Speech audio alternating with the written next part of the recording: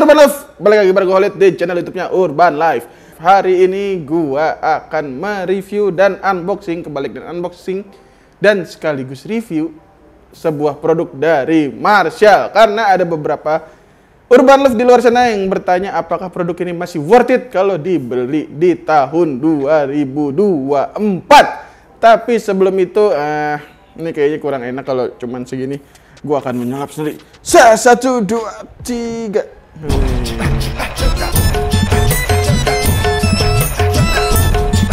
Oke, inilah dia meja terbaru kita yang bisa naik turun. Keren. Mantap, mantap, mantap. Jadi ya, inilah dia hasil dari YouTube kita. Hasil dari YouTube. Oke lah, tanpa panjang lebar lagi, sekarang waktunya gua tunjukin speaker manakah yang harus kita unboxing dan review, dan menurut Urban Love apakah masih cocok di tahun 2024. Ini adalah speaker dari Marshall yang seri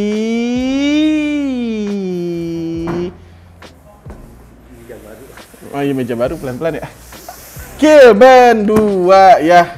Kita cukup banyak masuk komentar dari Urban Love di luar sana, Bang, sebenarnya Killband 2 apakah masih worth it di tahun 2024? Ya, daripada kita jawab tanpa ada video, gimana kalau kita jawab pakai video aja? Langsung aja sama-sama kita unboxing si Killband 2 ini. Tapi sebelum gua unboxing, seperti biasa gue mengingetin, jangan lupa di like, komen, dan subscribe channel YouTube-nya Urban Life agar kita makin semangat buat bikin video seperti ini di kedepannya. Dan juga boleh tulis di komentar barang apa yang mau kalian lihat unboxing dan reviewnya. Dan juga jangan lupa di follow akun sosial medianya Urban Life buat dapetin link barang-barang eksklusif kita dan juga informasi-informasi menarik mengenai Urban Life. Oke?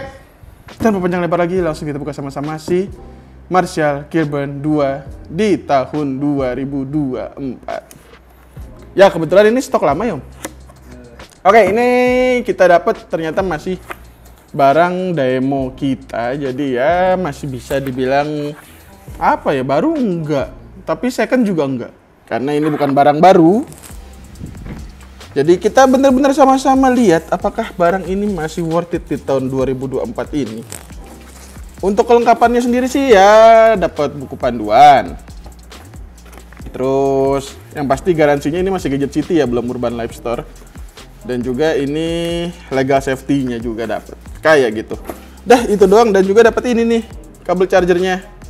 Karena ini portable, jadi dia bisa dibawa kemana aja. Untuk ukurannya sendiri, dia nggak terlalu jauh beda sama Acton. Nah, Killband ini nggak jauh beda sama Acton. Cuman kalau dibandingin head to head, dia agak sedikit lebih kecil. Karena dia portable, dia memiliki baterai dan juga bisa dibawa kemana-mana. Sedangkan Acton itu adalah seri home line. Jadi kalau Acton itu nggak punya baterai, kalian harus colok terus ke listrik agar dia bisa berfungsi dengan baik. Itulah bedanya antara Killband dan Acton. Untuk hari ini kita akan mereview si Marshall Killband, yaitu seri portable 2 dari Marshall. Oke, sekarang masuk ke pembahasan desainnya. Untuk desainnya sendiri ini karena udah Marshall namanya, pasti udah iconic desain mulai dari Marshall 1, 2, dan sekarang udah ada 3. Semuanya hampir mirip-mirip, tapi ada sedikit sentuhan perbedaan di tiap serinya. Kayak gitu. Kayak ini Killband 2. Untuk bagian depan itu mirip aja sebenarnya sama Killband 1. Nah, dimana kalau ini ada logo Marshall di depan kayak gini, dan juga ditemani oleh kawat-kawat, aksen-aksen kawat di belakangnya kayak gini. Dan juga untuk di lapisan kiri kanannya itu udah pasti kulit jeruk. Kalau Marshall udah pasti kayak gitu. Terus di bagian atasnya ini ada tombol pairing, tombol volume, knob volume, terus dan juga ada bass dan treble yang bisa kalian atur dari sini. Dan juga ada indikator baterainya, kayak gitu. Di sini ada indikator Bluetooth, kalau misalnya dia kedipnya agak kenceng, dia itu berarti lagi pairing. Kalau misalnya udah merah kayak gini, itu artinya dia sudah berhasil terpairing, kayak gitu. Untuk di bagian belakang ini masih ada speaker juga, nah kayak gini. Terus ada port aux-nya dan juga buat ngecasnya di bagian belakang, kayak gitu. Untuk desainnya kayaknya itu aja. Sekarang kita masuk ke bagian spesifikasinya. Dimana kalau kalian mau baca spesifikasi lengkapnya, kalian bisa baca di sini. Di pause aja kalau misalnya kecepatan. Nah oke, sekarang gue mau sebutin poin-poinnya aja. Yang pertama, dia ini udah menggunakan Bluetooth 5.0 ya, dimana kalau saat sekarang ini sebenarnya udah banyak yang 5.3 sebenarnya. Cuman kalau sepengalaman gue bahwa speaker portable itu semuanya hampir nggak terlalu pengaruh sih untuk seri Bluetooth-nya, mulai dari 4 sampai 5.3 itu nggak terlalu pengaruh, karena gue aja masih pakai di Fum Box Party, di mana itu masih di bawah 5 kalau nggak salah seri Bluetooth-nya. Kalau kalian tahu tolong dijelasin ya, dibenerin kalau misalnya salah. Cuma setahu gue di bukunya sih 4.0 kalau nggak salah tuh si di Fum Box itu. Dan ini udah 5 udah cukup baik aja sebenarnya. Jadi ya versi Bluetooth kayaknya nggak terlalu berpengaruh lah ya Om ya buat di 2024 ini kayak gitu. Terus bisa dibawa kemana-mana aja, dan juga ini enteng, juga enak aja buat bawanya. Untuk baterainya sendiri ini bisa tahan 20 jam, jadi bisa nemenin kamu lebih dari seharian.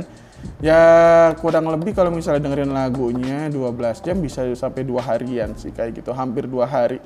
Tapi ingat, untuk portable speaker, kembali lagi, apabila sebuah brand menentukan ini bisa sampai 20 jam, ini bisa sampai 24 jam, itu semua tergantung dari volume yang digunakan gitu. Karena kalau sepengalaman kita, misalnya ada brand bilang ini 24 jam, ini 30 jam, itu nggak akan tercapai apabila kalian menggunakan volume penuh. Jadi kalau misalnya mau dapat maksimal daya tahan baterainya, kalian harus menggunakan seenggaknya di setengah volume aja kayak gitu. Karena untuk baterai di setiap speaker portable atau TWS itu semua tergantung dari volumenya juga kayak gitu. Terus ini juga mendukung namanya multi host functionality, jadi dimana kalian bisa mengkoneksikan 2 device sekaligus, dimana kayak misalnya laptop dan juga handphone ini bisa. Jadi buat bergantian dengerin lagu bisa, dan juga buat pindah-pindah antara satu Bluetooth ke Bluetooth lainnya juga bisa. Jadi nggak perlu gonta-ganti, nggak perlu. Jadi kalian bisa langsung masukin aja dua-duanya, dikonekin berbarengan itu bisa. Terus dan juga ini ada yang namanya 360 derajat sound. Jadi kalian bisa mendengarkan musik secara luas. Di sekelilingnya ini nggak akan mempengaruhi kualitasnya kayak gitu. Misalkan dengerin di depan, kan ada speaker yang dengerin di depan, di bagian belakangnya kurang, bagian kiri kurang. Ini enggak, ini sudah mendukung 360 derajat sound. Dan daripada panjang lebar lagi, langsung aja gue suguhin ke kalian audio experience dari si Killburn 2 ini. Ini dia sound experience si Killburn 2 di tahun 2024.